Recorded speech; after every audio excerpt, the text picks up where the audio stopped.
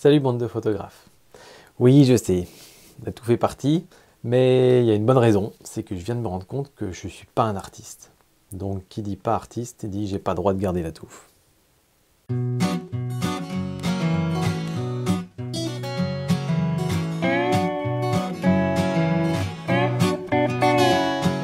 Bon, alors j'ai enlevé la touffe, mais j'ai quand même des nouvelles lunettes d'artiste, un petit peu rondes. Mais bon, c'est pas grave. Oui, aujourd'hui je voulais parler un petit peu de ça. Je voulais parler du fait que je me sens pas du tout artiste, et je pense que c'est pas grave. Donc voilà, je voulais lancer un petit débat avec vous.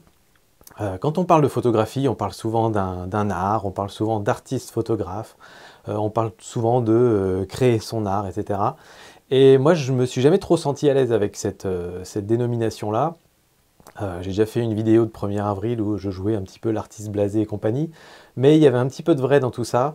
En fait, j'y réfléchis beaucoup, et je me suis dit que, par exemple, je ne me mettais pas dans la même case qu'un Sébastien Roignan, par exemple. Enfin, pour la simple et bonne raison qu'en fait, je pense, on ne construit pas nos photos de la même manière. Si je dis pas de bêtises, je vais pas parler à sa place, mais j'ai le sentiment, moi, que Sébastien Roignan, il va avoir une idée de photographie en tête, un message à faire passer, et dans sa tête, il va visualiser et construire la photo qu'il a envie de voir. Il va peut-être se souvenir qu'il a vu un super paysage, qu'il va mettre là, comme ça, dans sa tête, qu'il va mettre quelqu'un dedans, et puis il imagine qu'il pourrait y avoir tel mouvement, telle chose, etc. Petit à petit, ça s'imbrique, et ensuite, il va réunir tous les éléments pour créer sa photo.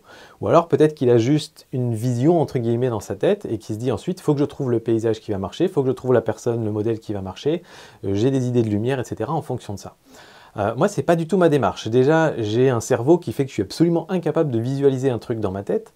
Je suis incapable de retenir une page de leçon, par exemple, visuellement. Je suis pas quelqu'un de visuel, en fait.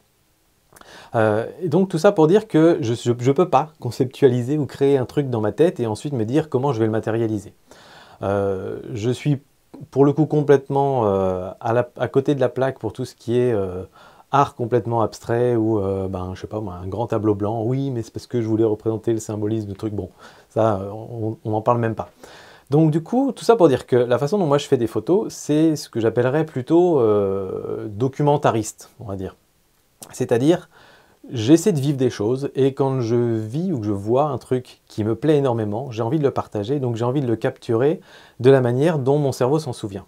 Mais donc les choses sont à l'envers, c'est-à-dire que j'essaie d'abord de vivre un instant, voir un beau paysage, voir un petit oiseau, un petit animal qui me plaît, etc.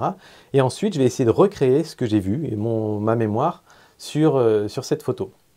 Donc c'est pour ça que, par exemple, comme j'essaie de recréer ce qui s'est passé dans mon cerveau, j'ai pas du tout de mal à utiliser un ultra grand angle, par exemple, ou à faire un panorama, parce que quand je suis arrivé devant un grand paysage, je suis arrivé, fait waouh, et puis j'ai regardé comme ça partout, et mon cerveau, lui, a recollé tous les bouts pour me faire le panorama dans ma tête, donc ça me paraît logique de vous le représenter comme ça.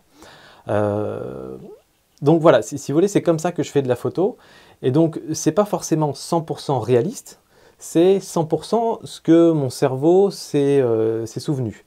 De la même manière, si j'ai vu un beau paysage et qu'il y avait un petit poteau de téléphone en plein milieu, si mon cerveau, lui, n'a pas imprimé le poteau téléphonique, il y a de bonnes chances qu'il n'ait pas imprimé parce que ça ne faisait pas partie de mon rêve, entre guillemets, j'ai aucun problème à l'enlever dans Photoshop ou dans Lightroom en me mettant devant l'ordinateur, parce que pour moi, ça ne fait pas partie de mon souvenir. Donc voilà un petit peu la façon dont j'aborde la photo. Mais pour moi, c'est pas une vision d'artiste. J'ai pas le sentiment de créer quelque chose ou de fabriquer quelque chose. J'ai juste l'impression de retranscrire ce que j'ai ressenti. Je sais pas si vous voyez un petit peu la nuance, mais pour moi, l'artiste, il crée et il construit quelque chose, pierre à pierre, etc. Moi, c'est vraiment pas ma démarche. Je suis vraiment jamais dans une situation où je me dis, je vais d'abord faire ça, puis je vais rajouter tel élément, puis je vais mettre tel élément, puis ça en plus, etc. C'est vraiment pas le cas.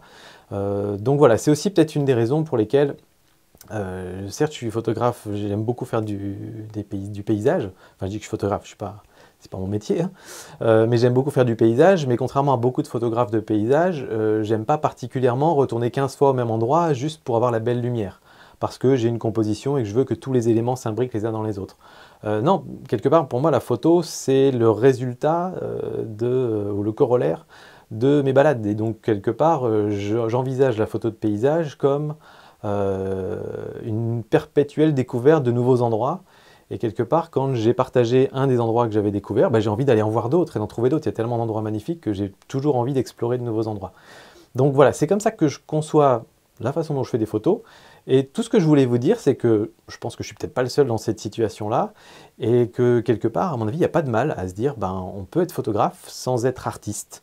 Et je pense qu'il n'y a pas de souci. Et je pense aussi d'ailleurs qu'il y a beaucoup de gens qui s'appellent artistes photographes, alors qu'en réalité, selon ma définition, en tout cas, il n'y a pas une grosse part d'artistes dans tout ça.